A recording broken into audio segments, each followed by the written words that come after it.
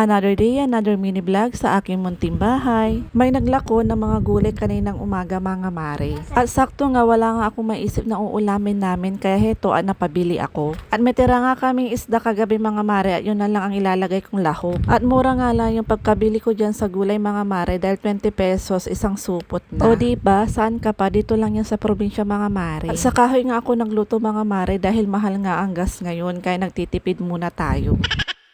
At habang nagluluto ako mga mare, sinabay ko na rin yung paglilinis dito sa loob ng bahay. Nagwalis na rin ako dyan dahil madaming ang kalat mare. Hindi nga lang kita dyan sa video mga mare pero madaming ang kalat. Kahit araw-arawin mga pagwawalis mga mare dito ay meron at meron pa rin alikabok. At kahit may kisame na rin kami dito sa may salang mga mare at meron pa rin pumapasok na alikabok dahil nga sa kusina mga mare ay hindi pa nga ito nalalagyan ng kisame. Kaya maya rin ako nagwawalis o nagpupunas. Kumbaga wala kang karapatan na tumigil sa paglilinis mga mare.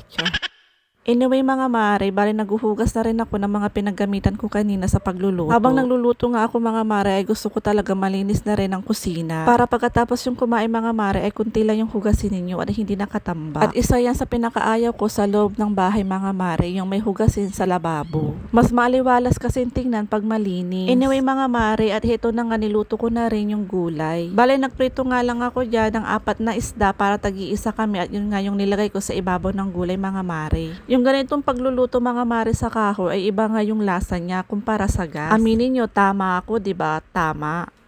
Anong okay na mga mare at heto naghain na rin ako ng aming pagkain. Dahil anong oras na rin yan. Kumuha na rin ako ng sandok at mangkok niya mga mare para makapaghain na. Sinasanay ko nga talaga ang mga bata sa gulay mga mare. Dito mga nakaraang araw mga mare ay puro gulay nga ang laging niluluto ko. At bihira na rin kaming kumain ng mga karne mga mare. Puro isda at gulay na lang ang niluluto ko. Mainam na rin yung mga mare para masanay sila at malayo rin sa sakit dahil nga ang gulay ay masustansya sa katawan. Tama? Tama!